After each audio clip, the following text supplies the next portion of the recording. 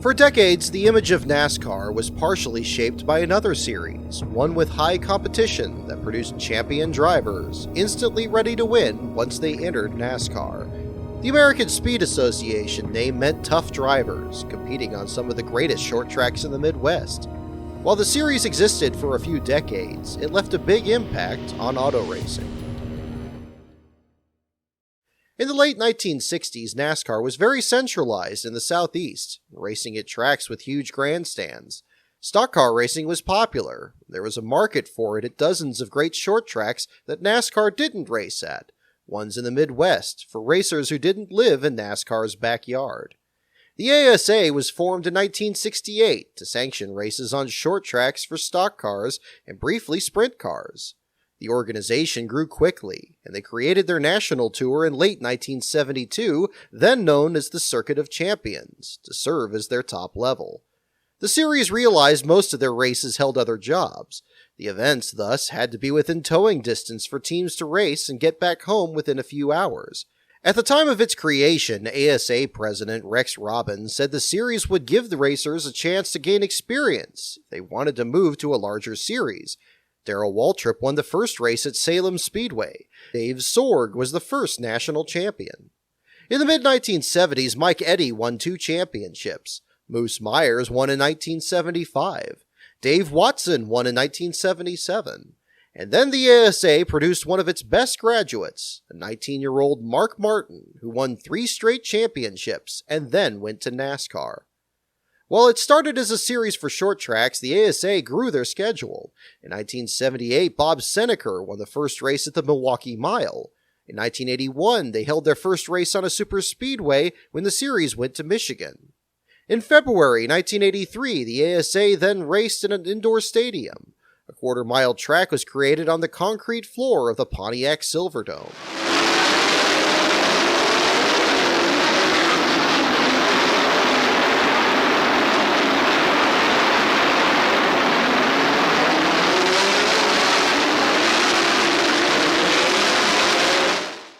In 1983, Rusty Wallace won the ASA championship and earned a full-time ride in the Winston Cup Series for '84. The late model cars that the ASA raced were very similar to those used in the All-Pro Series in the Southeast. Several times per year, the two series would pit their drivers against each other like the Snowball Derby and the All-American 400. ASA versus All-Pro, North versus South. This year's edition, chock full of action. Gary Ballou's Black Streak sat on the pole and led early while the activity behind him was spirited. Louisiana's Ray Putnam scared a few folks, including Ray Putnam. Despite the high flight, he's okay. In the final 100 laps, Ballou's speed returned and he cruised to victory. Dick Trickle stayed out of trouble. His 9th was the ASA crown, while Brown's 8th was good enough for the All-Pro ring. Dick Trickle won back-to-back championships in 1984 and '85. ASA had different rules from NASCAR and saw teams experiment in different ways. On his way to the 1985 championship, Trickle ran a V6 engine, an eye-raising departure from the V8 engines most stock cars ran. The V6 is a lighter motor, which allows you to put more weight lower in the chassis, and the handling qualities become much better. The V6, I've run a V6 12 races this year, and I've won 9 of the 12 and got second in the other 3. And I would say mostly because the V6 allows the car to handle so much better in the turns. You're hurting a little bit on the straightaways for power, but you pick it up going in and out of the turns. And that's where the advantage comes. Within a few years, V6 technology made its way to NASCAR as well. The Busch Series was almost exclusively V6 by the late 80s. While there was no rule banning the engine in the Cup Series, manufacturers wanted their teams to run V8s. Morgan Shepherd was the only driver who almost brought a V6 to Cup with his independent team in 1988. Sports page readers know Morgan split up with his car owner at Atlanta, his car owner Tom Winkle getting most of Morgan's V8 engines. Morgan used up his last one at Rockingham and said, "I'm going to use my Buick V6 this weekend at Bristol." It would have been the first time for a V6 in Winston Cup competition, but Buick said no. I have a theory about why they said no. They were afraid he was going to go out and win the race. When the V6 comes to NASCAR, they want a weight break, and they were afraid if Morgan did too well, he wasn't going to get it. After a few years in NASCAR with limited success, Mark Martin returned to the ASA and won the championship in 1986. Around that same time, Alan Kulwicki left ASA and moved down south to race in NASCAR. Martin returned to full-time Cup racing in '88.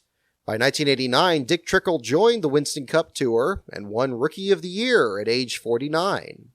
I'd like to thank NASCAR for giving us young racers a chance to come up through the ranks. While several races were televised throughout the 80s on a delayed basis, in 1991, the ASA expanded their TV coverage with several live races on TNN. The exposure led to more growth for the series. Hello from Nashville, and today is the most important day in the history of the American Speed Association. For the first time, they're live on national television. Here comes Seneca. We're going to have a battle to the checkered off turn number 4. They are side by side, fender to fender. Seneca wiggles just a little bit, and Darrell Waltrip, much to the delight of an extremely partisan crowd, comes home the winner.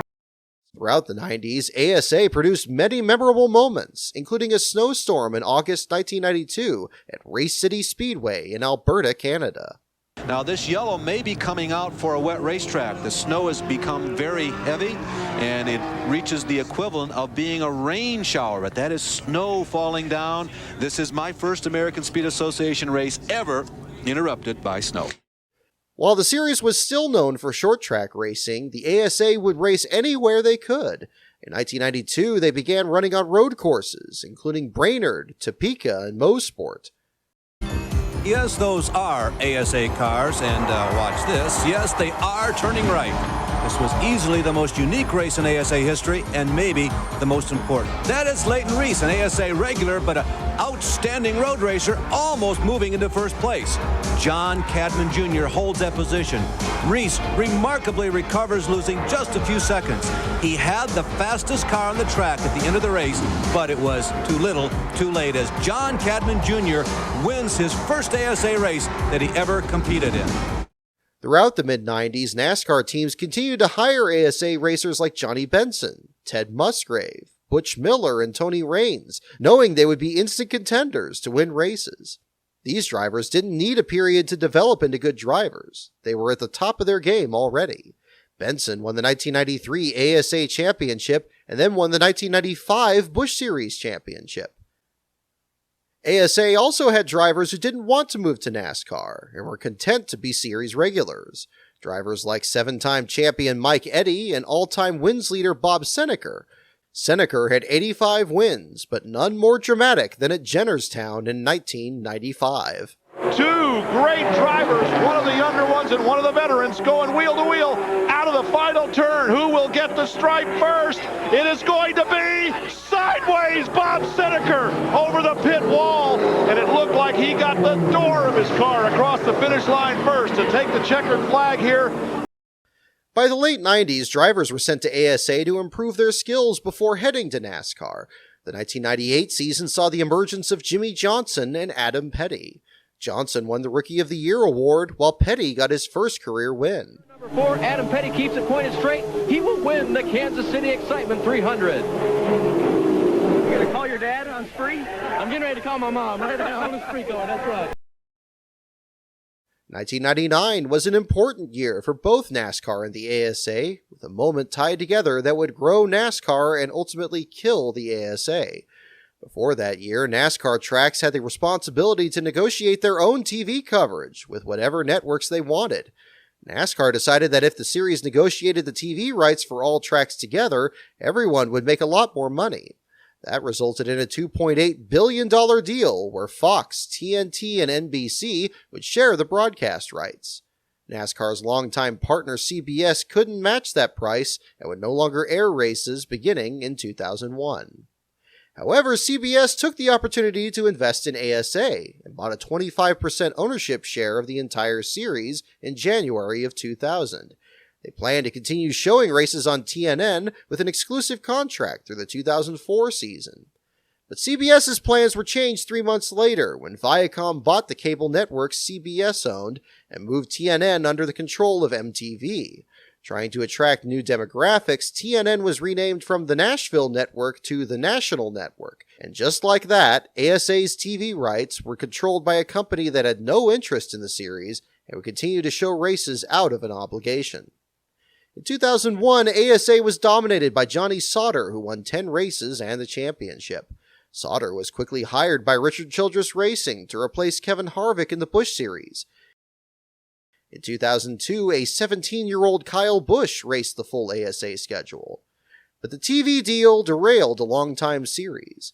MTV wanted to begin tape delaying races. ASA claimed the original contract with CBS required all races to be aired live and filed a lawsuit against MTV in August of 2001. After a brief legal battle, MTV terminated the contract with the ASA. By 2003, ownership of the series was sold to Steve Dale, a businessman who owned cars driven by Joey Clanton, the 2002 series champion. Unfortunately, the TV situation was so bad by then that the ASA was forced to buy airtime on the Speed Channel to broadcast their races to a small audience, like an infomercial. For 2004, the ASA tried something new and moved their numbers to the rear quarter panel, hoping to generate added value for sponsors, something the series desperately needed. Now, there's a buzz and energy about this season. One reason because some of the new venues we'll be going to, but another is because of a new look for the machines themselves. The savvy marketing people with ASA have elected to move the numbers back to the rear quarter panel, freeing up that huge door where the numbers usually are for sponsor exposure. 2004 also saw the stock car debut of Joey Logano, who was only 14 years old at the time. Forgive Joey Logano if he doesn't spend his summer vacation fishing or camping or playing baseball, because you see, this young teenager is a racer, and Joey, can we interrupt you for a second here? Yeah. He is in his first national tour race with the ASA tonight. Are you more nervous or more excited to start this race? I think I'm more excited. It seems we have a pretty good car. Last practice we picked up quite a bit, and hopefully we'll be pretty good. The end of ASA's national tour came at a very dramatic moment in October 2004. Looking for new tracks, the series scheduled a race at the Charlotte Motor Speedway immediately after Cup Series qualifying. In the pre-race drivers' meeting, ASA informed the drivers they wouldn't have the money to pay them after the race. The track impounded ASA's support vehicles. A settlement was reached that racers would be paid directly by the track company after a race at Atlanta 2 weeks later. With the ASA now in shambles, Reed Sorensen won that final race at Atlanta. The national tour was canceled. In 2005, ASA was sold to Dennis Huth, a former NASCAR executive whose main success was the growth of the Truck Series. The ASA sanctioning body focused on grassroots racing at local member tracks. They tried many things, including a race using former Cup cars at a 1.5-mile oval in South Africa in January of 2010. Tony McRae and John Mickle, door to door. Young woman from California, a veteran driver from Great Britain. Mickle to the inside, takes the lead back in 3. The Free State 500 comes down to these two drivers. Checkered flag is in the air. Let's see what happens off the final corner. John Mickle will be the winner of the inaugural Free State 500 at Pakisa Freeway in Velkom in South Africa. Unable to improve their finances, however, the ASA finally went out of business in 2013. Now, several years later, what does the future hold for the ASA? Does it have any future at all? That seems like an odd question to ask regarding a series that hasn't existed for nearly a decade, but maybe the ASA isn't over. In the summer of 2021, NASCAR quietly trademarked the ASA name. According to the documents, their plans for the name include merchandise, sanctioning, governing, and conducting motor racing events. On some level, NASCAR is considering reviving the ASA name, although it is unclear yet what for, whether it's a new series or simply rebranding one of their existing ones. And the possibility certainly exists that these plans could be canceled. This isn't the first time that NASCAR has trademarked ASA. They briefly owned the name in late 2016, but abandoned it 1 year later. But for now, these plans seem more serious. It could mean the return of a valued short track series.